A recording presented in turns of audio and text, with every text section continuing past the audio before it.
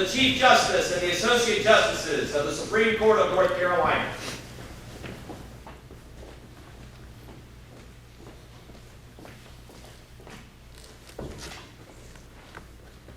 Oh yes, oh yes, oh yes, the Supreme Court of North Carolina has resumed sitting for the dispatch of business. God save this state and this honorable court.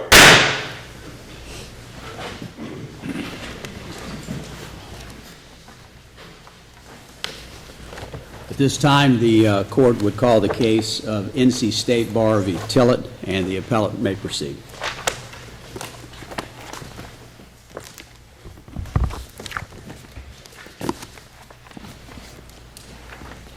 May it please the Court, I'm David Farrell of the Wake County Bar, here representing the Honorable Jerry R. Tillett, who is the Senior Resident Superior Court Judge in the 1st Judicial District.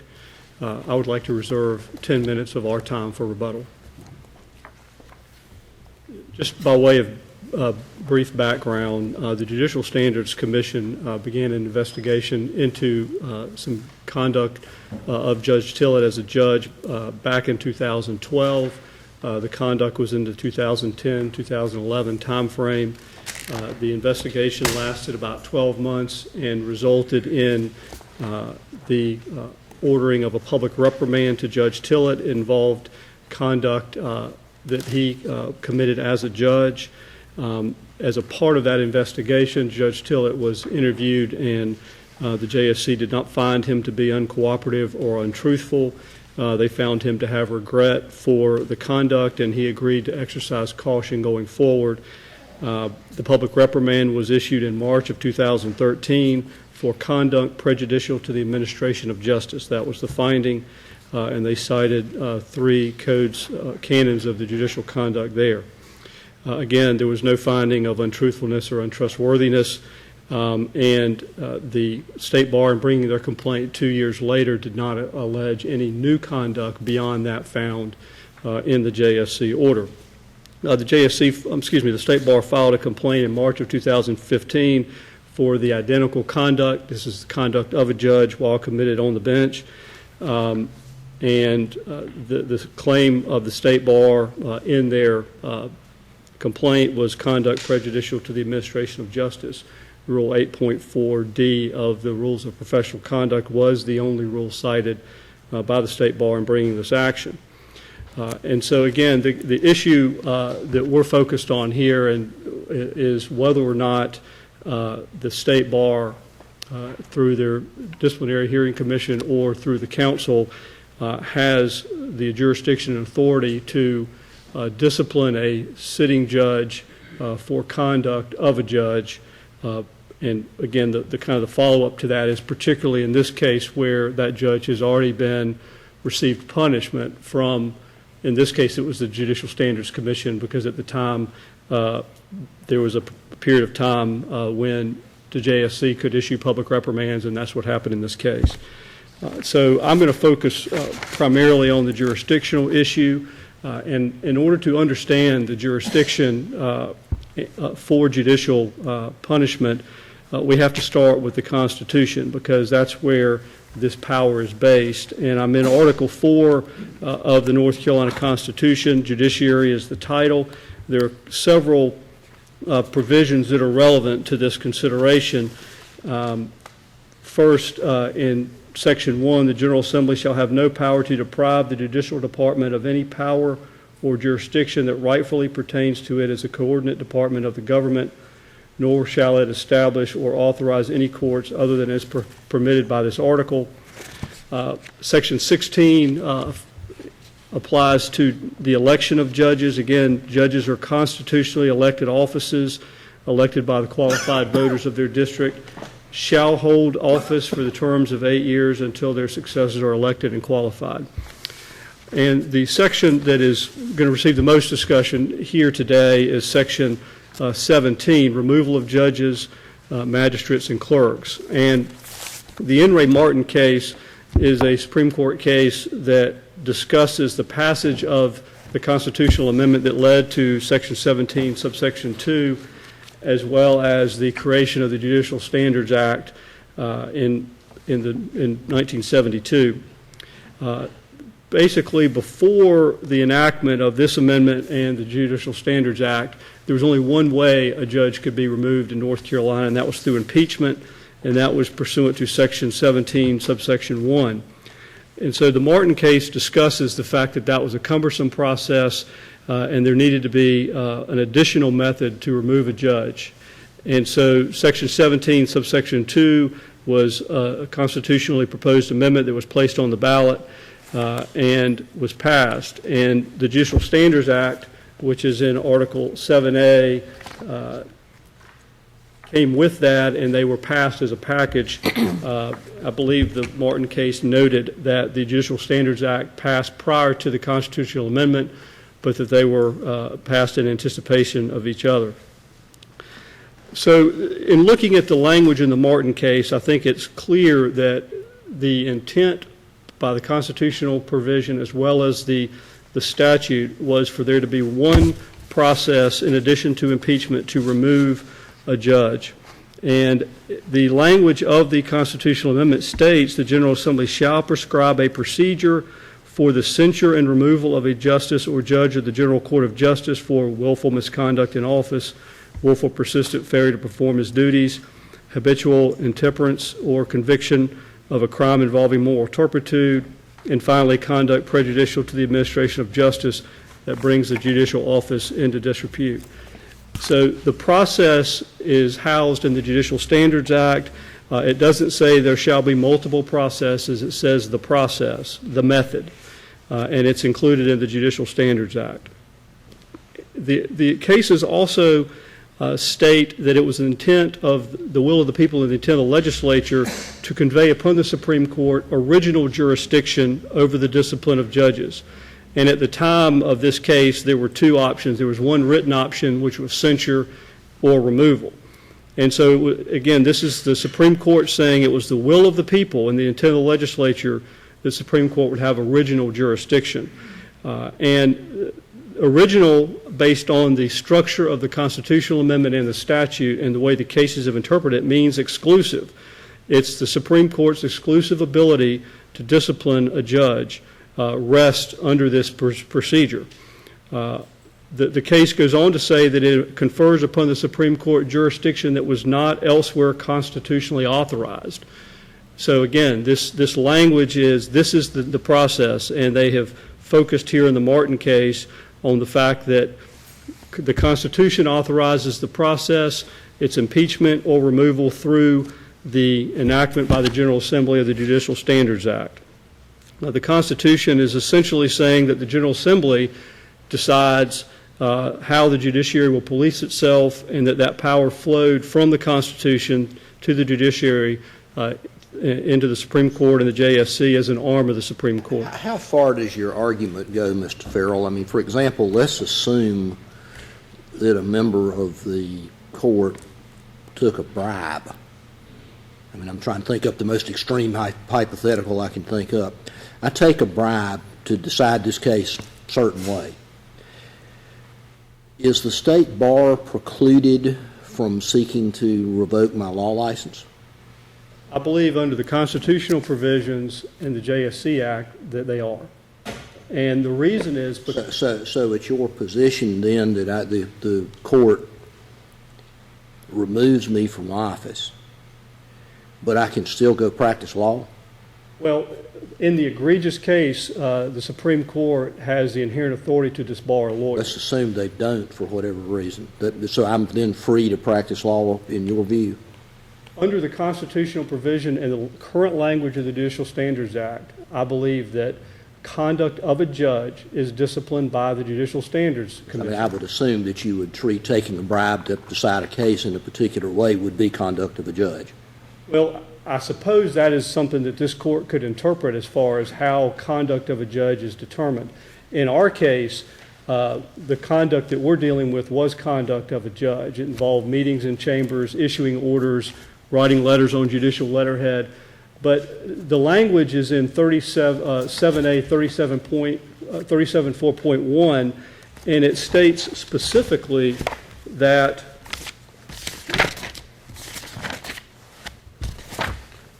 the purpose of this article is to provide for the investigation and resolution of inquiries concerning the qualification or conduct of any judge or justice of the General Court of Justice. So resolution of conduct of any judge. The procedure for discipline of any judge or justice shall be in accordance with this article. So it's shall is mandatory. Let me follow up with a specific on the Badgett case, and you may correct me on this, but if I understand it, Judge Badgett was disciplined and removed from the bench and then subsequently disbarred. That is correct. In the Badgett case, my understanding is he what appeared. Justice Ervin specifically asked that scenario? Isn't that Justice Ervin's scenario, in effect? Except Are you talking bribery about? is not the crime.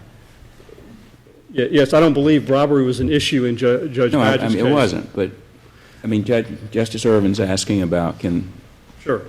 you know, as I understand your argument, you're saying that all discipline of judges is done through judicial standards. Badgett was disbarred after being kicked off the bench, Well, essentially. Exactly. I believe that Let me it's. make sure that we're all on the same page, because I have the same question. So judicial standards, working with this court, a judge is removed. What about when someone is no longer a judge? Well, the statute says that conduct of a judge will be determined pursuant to the Judicial Standards Act. So if, under the Badgett example or this example, that was conduct that he committed while a judge, I believe that the Constitution plus the Judicial Standards Act contemplates and requires that that judge is subject to discipline pursuant to the Supreme Court and the Judicial Standards Act. But is there a role for the state bar once the judge is no longer, I think this is what everybody's trying to get at. Is there a role for the state bar if the judge is removed from office? Well, I believe the way the current statute is written, that if it's conduct of a judge committed while a judge, that the Constitution plus the statute provides that he will be disciplined by the Supreme Court and the Judicial Standards Commission. If there is some desire for the state bar to have a role in these egregious situations where a judge is removed, then that is something that presumably the legislature could address. But right now, as the... So just to follow up, is it your position then that Badgett came out wrong? Well, I'll say this. It was an unpublished opinion of the Court of Appeals. Justice Beasley, I know you wrote the opinion. Jurisdiction was not raised in that case. The facts weren't challenged in that case. I'll say that also Badgett was accused of violating other rules of professional conduct that were not captured in the Code of Judicial Conduct. And so he didn't challenge jurisdiction, and that was not an issue in that unpublished case. Let me ask this then. Let's assume, arguendo, that the court disagreed with your interpretation to that extent. How does your jurisdictional framework hold up otherwise? If something arises while someone is a judge, let's assume, for the sake of argument, that judicial standards has jurisdiction to deal with that.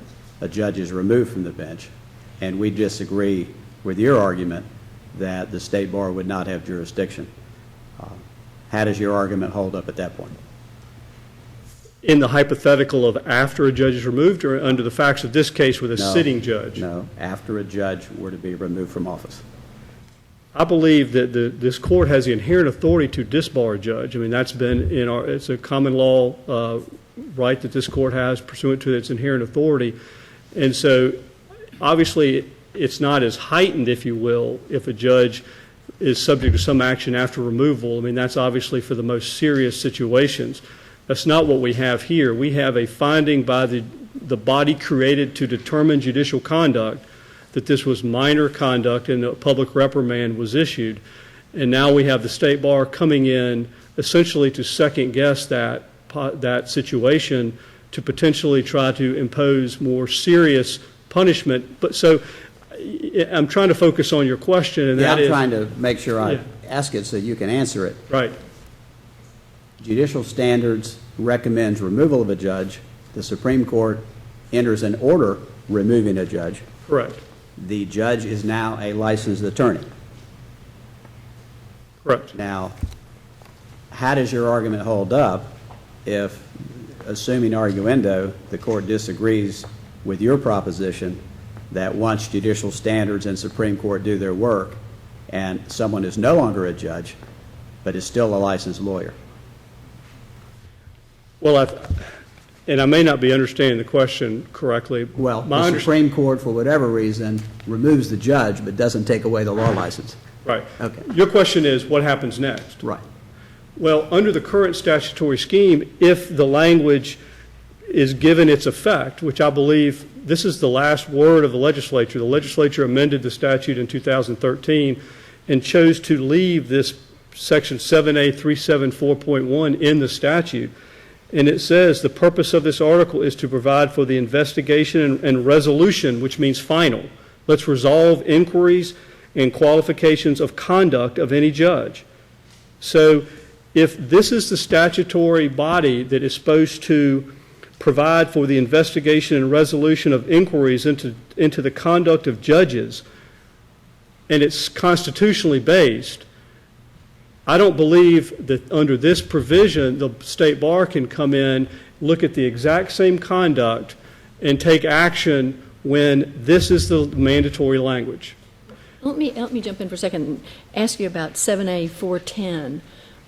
Doesn't that section appear to anticipate that the state bar can take action against an attorney who is on the bench? I believe that when you read that statute in the context of the existing JSC Act plus the constitutional mandate, that statute has to be read in pari materia and in harmony with those statutes. And to do so, I believe that the way this is applied is that statute would allow the state bar to discipline a judge for conduct that judge commits while a private attorney. Well, it says that for purposes of this article, the term no longer authorized to practice law means the person has been disbarred or suspended, and all appeals under GS 84-28 have been exhausted and allows the judge to be removed. I believe this is a mechanism to deal with the situation of what happens when a lawyer commits conduct and then goes on the bench. I mean, certainly the bench should not be a shield from the conduct of a lawyer before the lawyer goes on the bench. But should the converse be true and the bench should be a shield for, say there's a serious substance abuse problem, which I think we've all seen occur within the profession and has been a source of concern. Should that but then be a shield to someone returning to private practice where the state bar then has knowledge that serious harm could be done to clients based upon conduct done on the bench? Two things there. Number one, each set of conduct would have to be viewed based on the language of this act. And is the substance abuse conduct of a judge, or is that what you might call private conduct? But I believe there are already statutes that deal with incapacity and other things as far as giving this court, through the Judicial Standards Commission, the ability to deal with those situations. I think the problem that we've got, and I appreciate the hypotheticals because it's a difficult situation. I mean, we're dealing with a sitting judge who was found to have committed minor conduct, who's still on the bench, and the state bar is trying to discipline that judge. And it's the first time since the statute was changed to allow public reprimands that the state bar has attempted to discipline a judge. They're 1 for 19 in that category. And so this is unprecedented. We believe that the statutory construct does not allow it. They've not done it before. They've certainly had opportunities to do it before. But, the issue about what happens after the judge leaves the bench, I believe is an interpretation of this statute. I mean, I think clearly our facts fit right under this statute, and this court, through its Judicial Standards Commission arm, deals with sitting judges, and if you or the JSC chooses to leave a judge on the bench, the state bar does not have the authority to come in and second-guess that decision, which is what they're doing here. But dealing with the issue of once the judge is no longer on the bench and they're a private lawyer, again... But to be a problem lawyer, from my understanding of your argument, the judge would have to do something else after they leave the bench in order to be subject to discipline by the state bar. Is that right? I believe that's correct, that if a judge commits judicial misconduct, this court deals with it. JSC deals with it, whatever the circumstances. That is the end of it under the statutory construct Under for your judges. argument, does the judge have to be engaged in some kind of judicial or quasi-judicial activity in order to have this immunity from action by the state bar? I mean, another really bad hypothetical I thought up was, let's say I was involved in an automobile wreck, and I got up and I'm not acting as a judge, I'm acting as a private citizen, and I perjure myself. I'm still a judge, I'm a sitting judge, I'm not being a judge in that instance. Am I subject to the state bar's action at that point? I believe that's where you would look to the Judicial Standards Act and what conduct of a judge means. How is that? I seriously doubt the Judicial Standards Commission would think very highly of my doing that. Well, and just so you know, the JSC and the the Supreme Court has disciplined judges for those types of conduct. I mean, when you look at the rules of professional conduct, they mostly deal, 95% of it deals with lawyers dealing with clients in the courts and how you advertise. I mean, if you look at the list of the rules of professional conduct, you won't find any that govern how judges are supposed to act. There's no guidance there. If you look at the opinions that come after the rules, they don't give judges any guidance. So if you were a judge and you were trying to determine how do I make sure my conduct is consistent with what the state bar expects, there's nowhere for you to go. Sure, we have dishonesty rules and the rules of professional conduct, not committing crimes, but all those things are part and parcel to the Code of Judicial Conduct. Code of Judicial Conduct is a higher standard. They're not just concerned with the profession or the public, they're also concerned with the judiciary, the impartiality of it. So the JSC and the Supreme Court has the authority and has exercised authority over those hypotheticals. Interestingly enough, there's been situations like that, DUIs and other things, where a first DUI has resulted in discipline by the Supreme Court of the JSC and not necessarily before the state bar. It's a higher standard. Judges have a higher level of responsibility. There's no evidence that the Code of Judicial Conduct doesn't adequately protect the judiciary and adequately protect the public in these circumstances. And when we've talked a lot about the more egregious examples, but let's talk about what's more likely, and that's the minor conduct, the everyday situations. Excuse me, before you get into that, can you talk about how this court should view the fact that the legislature in 2015 considered whether or not to include the terms exclusive jurisdiction 374.1 for judicial standards and chose not to? I believe that it really has no bearing. I mean, legislative intent is what the legislature passes. The fact that a bill was introduced and didn't go anywhere really doesn't speak to these issues. The last word from the legislature was the 2013 changes, where they maintained this 7A 374.1 purpose language, this mandatory language. But I know I've gone into my rebuttal, so I'll try to wrap up real quick.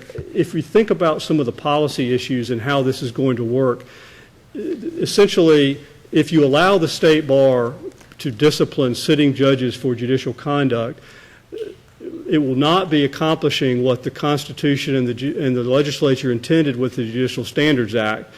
This court has original jurisdiction over judicial discipline, which means you get to make the findings related to facts and the law. You're not bound by the JSC. You really review those issues de novo, including how to apply mitigating and aggravating factors. If the state bar is allowed to discipline a sitting judge for judicial conduct, again, they don't have any baseline for discipline. They don't have any rules other than honesty, which we don't have here. Their decisions are only reviewed with appellate jurisdiction. So you have the whole record test would apply to findings of fact. You would certainly get to review legal issues de novo.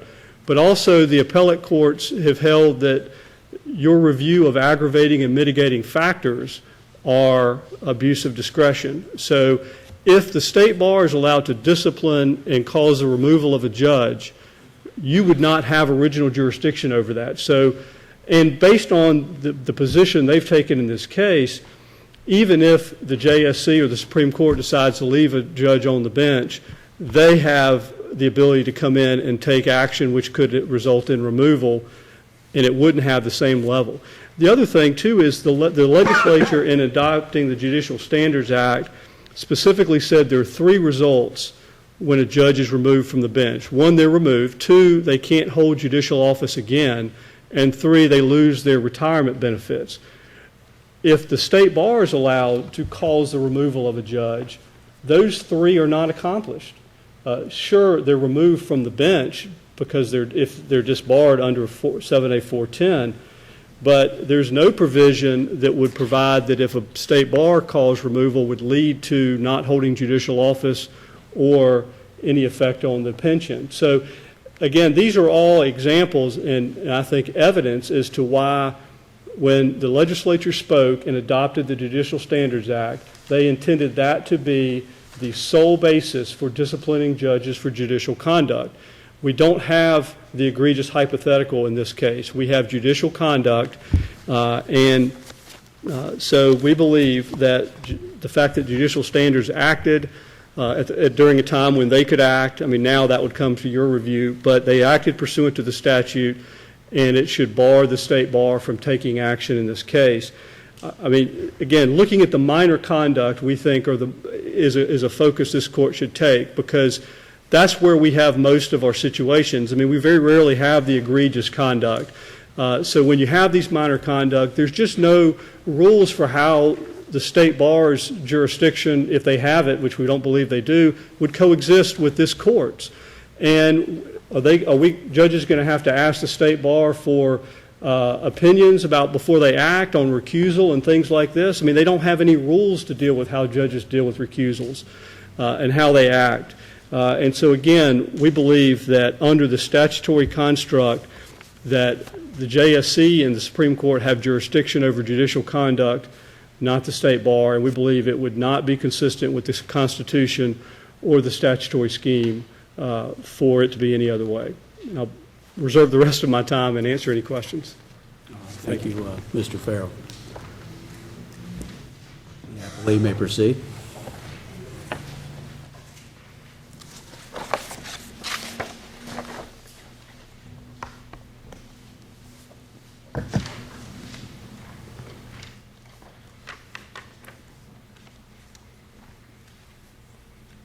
Almost good afternoon, Chief Justice Martin and Associate Justices. My name is Jennifer Porter, and I, along with my co-counsel David Johnson, represent the North Carolina State Bar. As this court noted in the In re Badgett case, what we call Badgett 2, there are 2 sides to the professional aspect of an attorney serving as judge, that of attorney and that of judge. And we have 2 systems of discipline to address those 2 respective roles. The judicial disciplinary system administered under 7A of our statutes, and the attorney disciplinary system administered under Chapter 84 and, of course, through the inherent authority of the courts. And both must coexist to fully protect the public. And the judicial system focuses on protecting the judiciary, harm to the judiciary, and the public's confidence in the judiciary, while the attorney disciplinary side focuses on addressing harm, as this court set out in the Talford case, to the public, the profession, the administration of justice, and clients, and looking at what is necessary against that law license to protect the public. I mean, I saw you make that dichotomy in your brief, but it seems to me that an act of judicial misconduct involves a harm to the public. So I'm having some trouble seeing how you make the distinction that you make in that argument.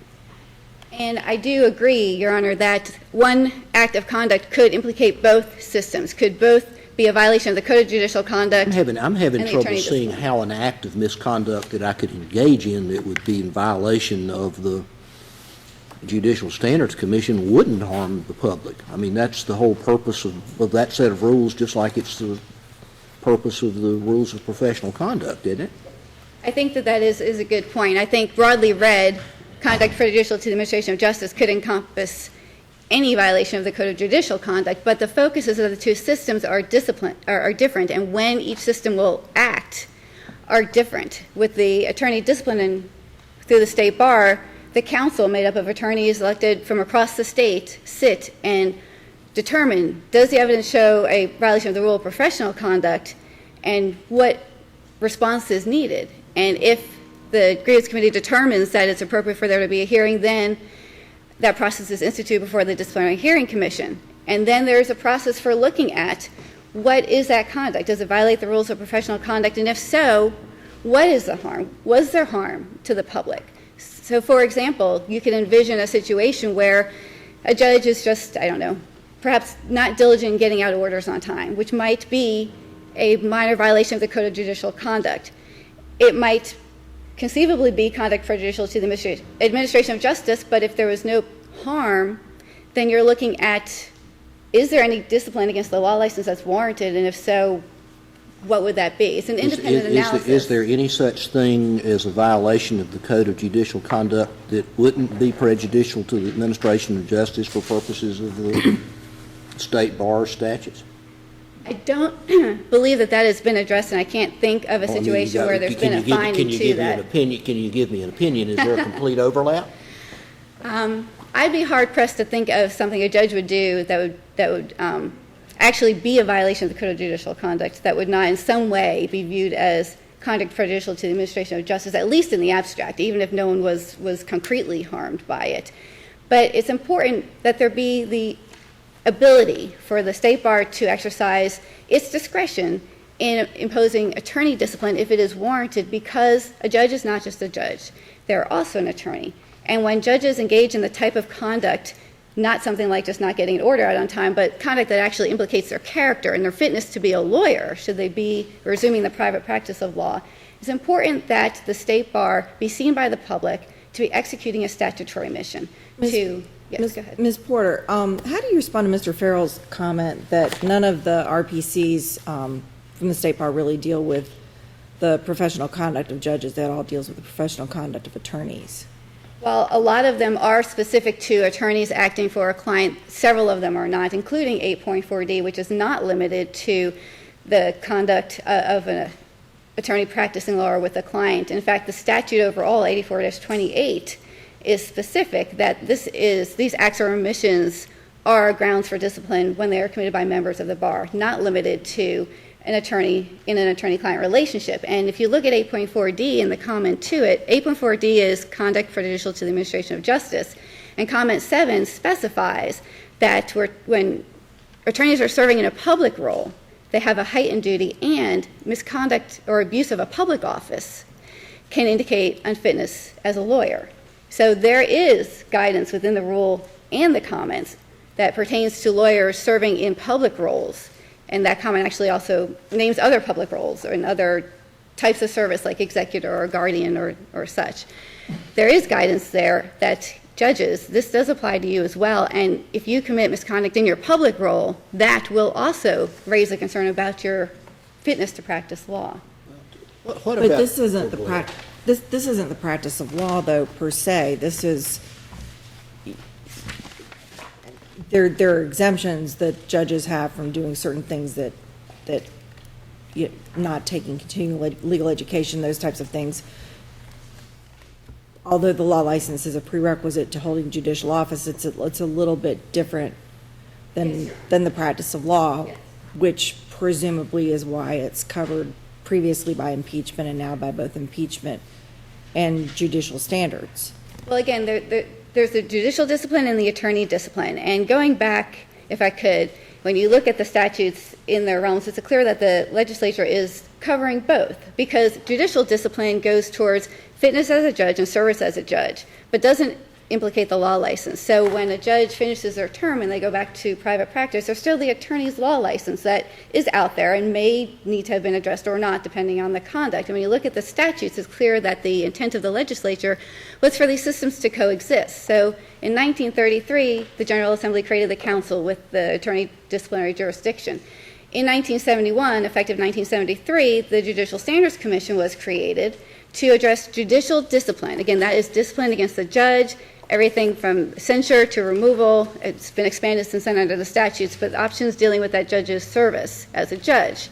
But those statutes did not limit in any way the pre-existing jurisdiction that the council had to issue discipline against attorneys, including attorney discipline against attorneys serving as judges. How often since 1973 has the State Bar acted against a judge during her service as a judge when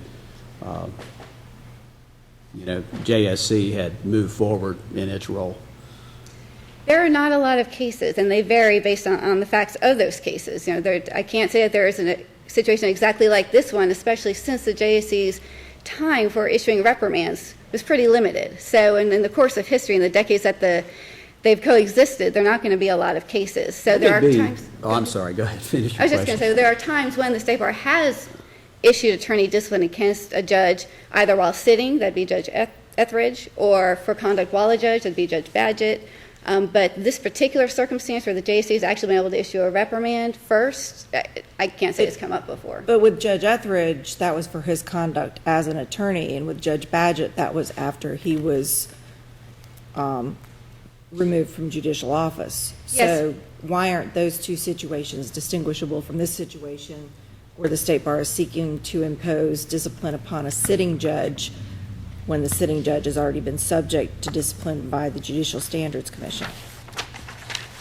I don't think that I would say they're distinguishable. It's just that in all the cases, the State Bar had the authority and the need to act because, again, a judge is not a judge forever.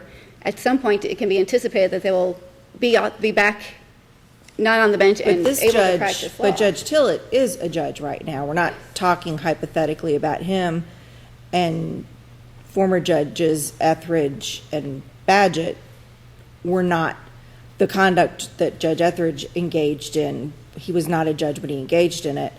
And the conduct for which Judge Badgett was disciplined, he was disciplined once he was removed from office. So why aren't those situations distinguishable?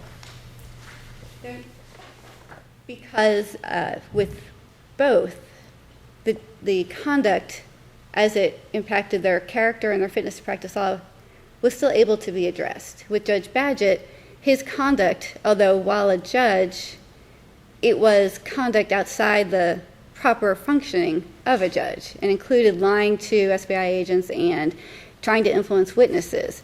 And the Supreme Court in that decision stated this is unacceptable for an attorney and a judge and left the attorney part of it to the State Bar to deal with and dealt with the judicial discipline before it, which has been the historical approach of this court since the State Bar was created. The State Bar was created, as this court recognized early on, in order to handle more efficiently the issues of attorney discipline.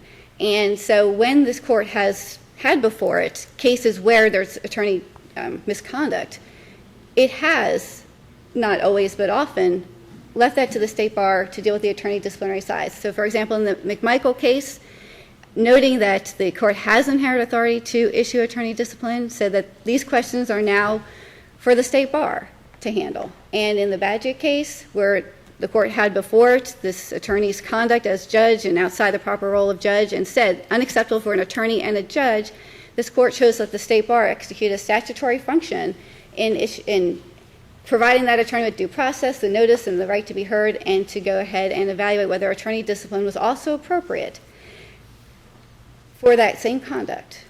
Let's go back to this dichotomy that you posited at the beginning, the 7A and then Chapter 84. What language in Chapter 84 do you believe authorizes the concurrent jurisdiction?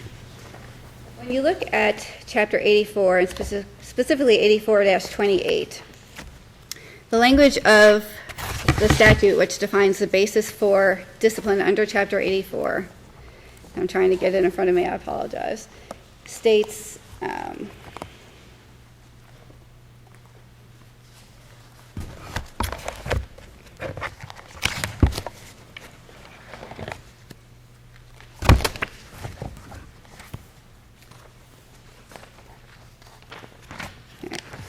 thank you for your patience. States in subsection B, the following acts or omissions by a member of the North Carolina State Bar, in pertinent part, goes on to say what shall be grounds for discipline, whether the act or omission occurred in the course of an attorney-client relationship or otherwise. And then when you look at Chapter 84, Section 84-23, 84-16, membership is defined as, says the membership of the North Carolina State Bar shall consist of two classes, active and inactive. And then the active is defined there as all persons who have obtained a license or certificate entitling them to practice law. And it continues on. Inactive members are limited to persons who have obtained a license but they're not engaged in the practice of law, not occupying any public or private positions where they may be called upon to give legal advice or adjudicate. It's a very limited definition. Now, this is separate from whether the judge has to take CLE or those types of other administrative issues, but membership as statutorily defined includes all who are licensed to practice law. And all of those attorneys, whatever role they're serving, whatever public office they may hold, are subject to Chapter 84-28. So the judges, I guess, can't legally practice law while they're a judge. So does that have any impact on the analysis? No, Your Honor, because the discipline under 84-28 is upon any member of the North Carolina State Bar. And it's not dependent on whether that attorney happens to be practicing and in what job they happen to be practicing or what position they may hold. And I think it's actually really important for the public's confidence in the profession and our self-regulation that it see that the State Bar pursues attorney discipline where warranted under the rules, regardless of the role that attorney might be serving in, uninfluenced. I'll hop in and final question because I want to yield to some of the other questions that I know other members of the court have. If this, let's assume that there is concurrent jurisdiction. And so going back to the egregious example of Justice Ervin, what are the occasions, we've had, regrettably, judges go to prison and egregious examples of judicial behavior. What has been the State Bar's experience? On what other occasions has the State Bar initiated proceedings against the sitting judge, where the conduct may have been, and I don't want to characterize the level of the behavior here, obviously concerning, but where are the other examples of the State Bar exercising this alleged concurrent jurisdiction against other members of the bench? As I said before, I don't think it comes up that frequently, but... Why doesn't it come up that frequently? If you have the concurrent jurisdiction, why is this case before us? I'm curious about if this concurrent jurisdiction exists, why has it only been exercised in this case, or perhaps in Badgett, but not more frequently? Well, of course, there was Judge Etheridge as well, and I believe there have been a few others. Judge Delk, I believe, is another one. Or Delk. I think it was Delk. But at any rate, the council of the State Bar, made up of the attorneys, the counselors elected across the state, they make those decisions. They determine through the grievance committee process when probable cause exists and what to do about it. And while some may wonder, well, why do they exercise that discretion here, not there, the fact remains that the State Bar has the jurisdiction to exercise. Does the judicial standards have that same discretion to... Yes, Your Honor. In the Noel case, the Supreme Court specifically stated that when an agency is given, let me get the quote in front of me, this is in re Noel, and stated in the context of the JSC, any administrative agency empowered to investigate complaints and allegations of wrongdoing must have a broad discretion if it is to function at all. Of course, the complaint in that case was that the legislature had not given the JSC sufficient restrictions on its discretion. The court was saying, no, they have to have discretion. Likewise, the State Bar, given its legislative mandate, does have to have discretion on what it investigates and what it prosecutes, but the fact remains it does have the jurisdiction to do so when the council, consisting of those attorneys elected across the state, make those findings. What role, if any, would you say that 7A-410 should play in our analysis here? I think it is very significant because when you look at the progression of statutes up through 7A-410, what you see is the General Assembly had no intent to restrict the State Bar's attorney disciplinary jurisdiction against attorneys serving as judges. Starting back when you see the State Bar enacted and then the JSC comes to exist, the DHC follows next in 1975 with no restriction on the DHC's jurisdiction over attorneys serving as judges, even though the JSC exists. And then up to 2007, when both 7A-374.1 comes into existence along with 7A-410, both in 2007. In 7A-374.1, there's no limitation on the council or DHC's exercise of attorney discipline against attorneys sitting as judges. And in 7A-410, we see that this is not a mistake. This is not that the legislator thought they already said it. This is they did not so intend. Because in 7A-410, the legislator provided for that circumstance where the council or DHC issue attorney discipline against an attorney sitting as judge such that the judge is no longer authorized to practice law. This is how we handle it. They didn't say, we're not going to allow that to happen. We don't want that. They said, when it happens, and it will, this is how we handle it. And then in the 2013 revisions, that was not changed. So that statute, 7A-410, would only apply if someone is on the bench or in that office at the time, right? Yes, ma'am. Exactly. Because it provides for if a judge or in different roles there or a district attorney somehow become unauthorized to practice law, this is what happens. So it only applies against a judge or a district attorney in their role because it provides for the vacancy. That if the sitting judge or DA loses their license because of action by the state bar, then the governor should declare the vacancy. Yes, and I thank you for bringing that up because it is not the state bar's discipline under Chapter 84 that has any effect on that attorney's continued service in any public office, including as a judge. All the attorney discipline can do is affect the law license. It is that statute under 7A which links the attorney discipline to the continued service as a judge, and it is action by the governor that would make that happen with a right to be heard before the governor.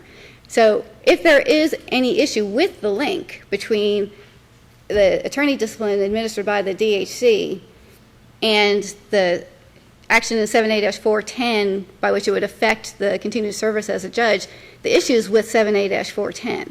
It's not with the state bar's jurisdiction, which it has had since 1933 and must have to address the attorney misconduct. Is it possible that that was in response to the Etheridge situation?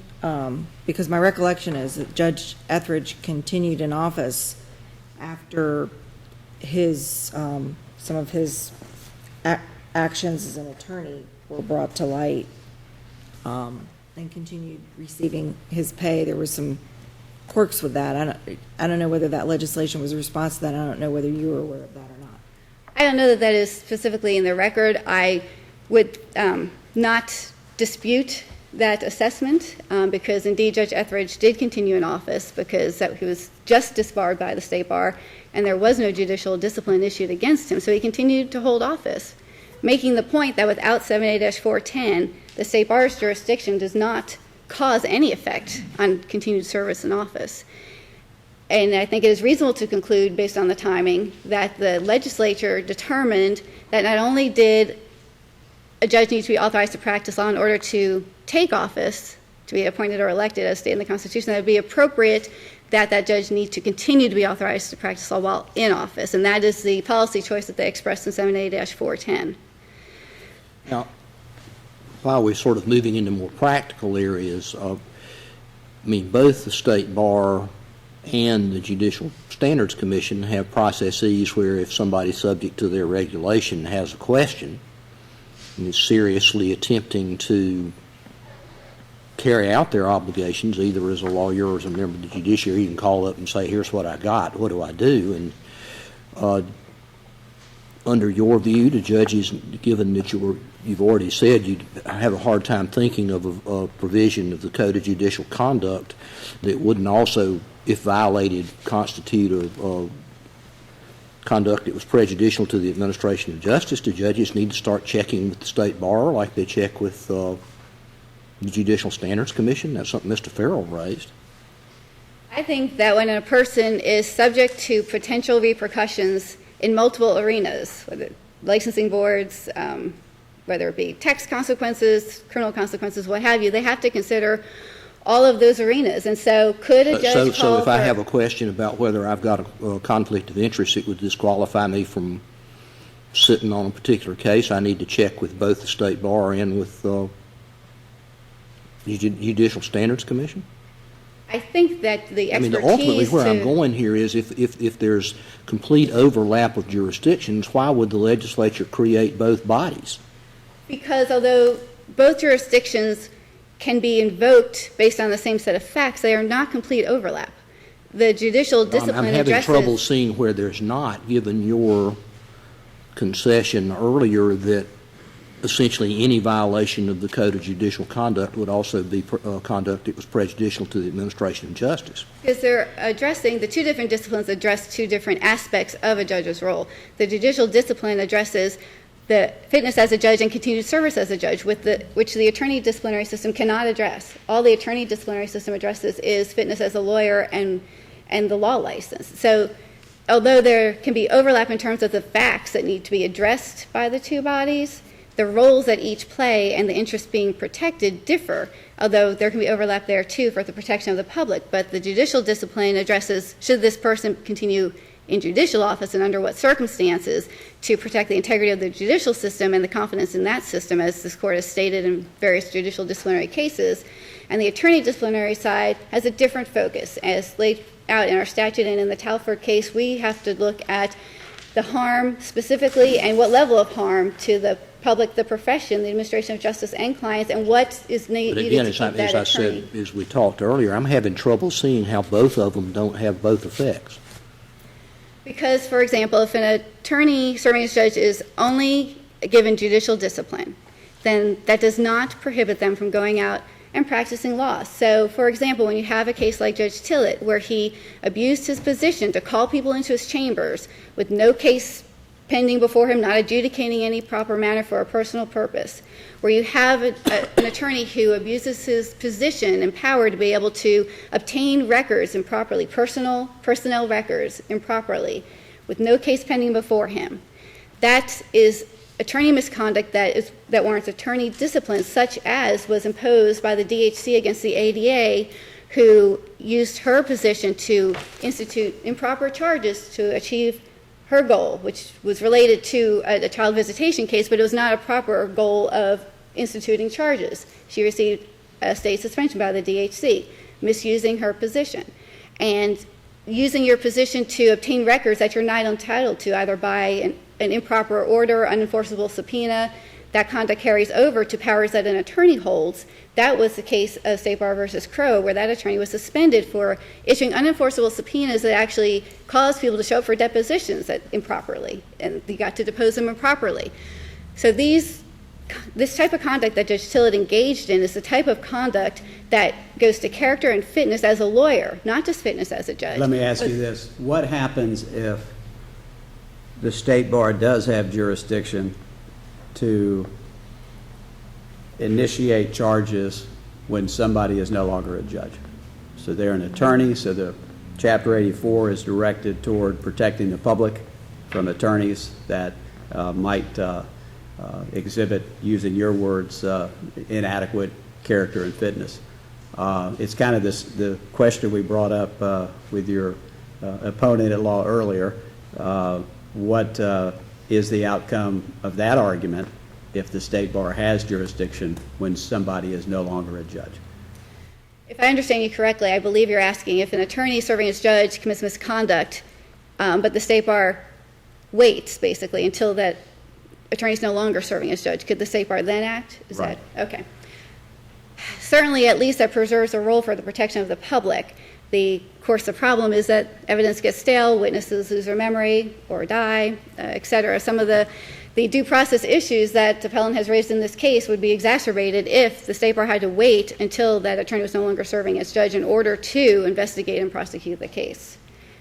But at least it certainly would allow the State Bar to protect the public and make the public aware that this attorney engaged in this kind of professional misconduct. So when that person in the public is checking out that person to possibly retain as an attorney, they have that there as attorney discipline on the State Bar website. Well, this is a tough case, but I guess the reason we're asking is hypotheticals is that if the purpose is to protect the public from an attorney who, using our hypothetical, should not be practicing law, is that adequately effectuated when somebody is not a judge, so they're no longer a member of the General Court of Justice, but then that person decides that he or she is going to practice law. And are the purposes of Chapter 84 adequately protected under that hypothetical? That's a tough question. I think that certainly some of the purposes are, because at the time when the judge is eligible to be hired by a client, the State Bar will then, if it's then given the go-ahead to act once that attorney is no longer a judge, can do so. The interests that are not served is what if the State Bar cannot act because of the passage of time and the evidence has gotten stale and the witnesses are no longer available, and so the State Bar can no longer address the misconduct that should have been addressed and that must be addressed. So I'm curious, clearly Judge Tillett received a public reprimand here. We've had other judges who've been suspended from office, though, during my tenure on the court for abuses of their office, and they haven't been prosecuted by the State Bar. Could you enlighten us as to why that is? I doubt that I can enlighten you, but I will try to answer your question. I think that, as I said before, there can be debates about whether the State Bar should have pursued attorney discipline or not. But that goes to the broad discretion that any prosecutorial agency gets when they are charged and given the power to investigate and pursue discipline. And the council sitting as it does, as a council and the grievance committee made up of the attorneys elected across the state make those decisions. And that's really the best I can do in terms of saying, in responding to why this case and not that case. Yes.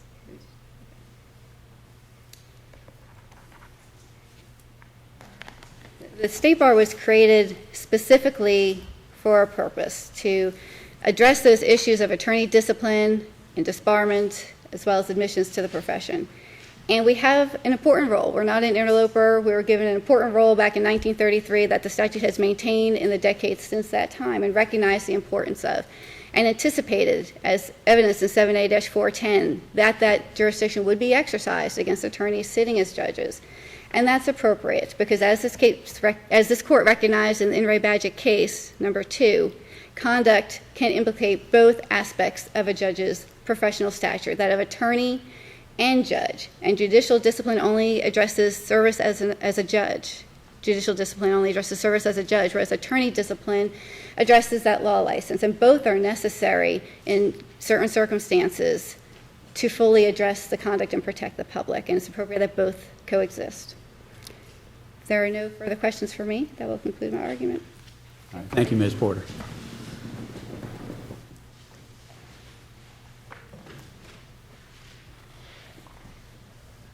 Rebuttal?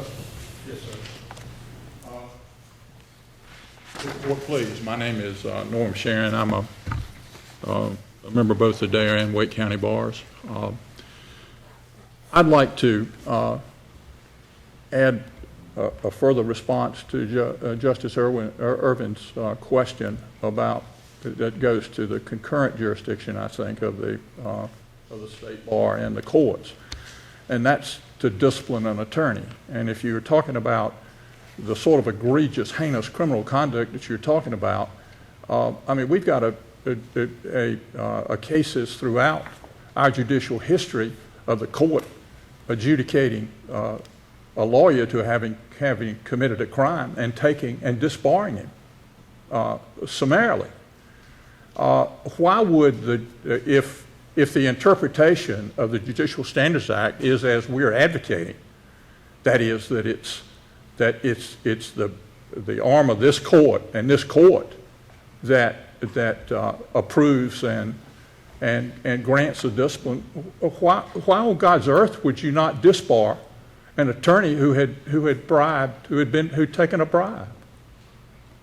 I mean, I understand the hypothetical, but there is a role for the State Bar sometimes, not in this case, like Judge Stevens, I think, reached out to the State Bar to help with an investigation. I'm not saying that the State Bar couldn't do things under the auspices of a court, but there's the hypothetical that you've postured could only happen if this court doesn't do its job.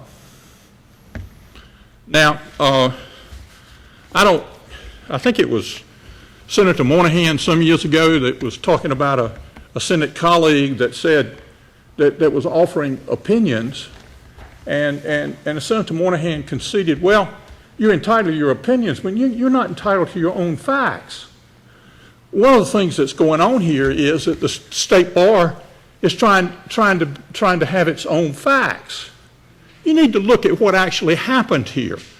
There's a reason why the JSC found minor conduct. I mean, if you look at, Judge Tillett didn't set up these meetings in his office. He was concerned about a major problem that he had not only with the Killable Hills Police Department, but his own district attorney. Mr. Sheeran, excuse me, in focusing on the facts, are you conceding that the state bar has the authority to act against Judge Tillett? Oh, no, I'm not conceding that. I'm just conceding that they're trying to make his conduct appear as if it's more egregious than it really was. We're not fussing with the judicial standards. I negotiated all of that for Judge Tillett. We accept it. He agreed to it. And I'm not questioning that. But those are the facts that have been adjudicated. That is, the facts that are in the public reprimand, not what's alleged in the complaint or what they find in an investigative file that was developed by the JSC. So, but keep in mind that what we have here, this order they want to talk about, it was consented to by the town, and the public reprimand says that Judge Tillett thought that there was a pending petition. Mr. Sharon, Yes, I'm ma'am. sorry, your All right, time has okay. expired. All right. Thank you. I want to thank all counsel for the excellent briefing in this case, and we so appreciate the excellent advocacy.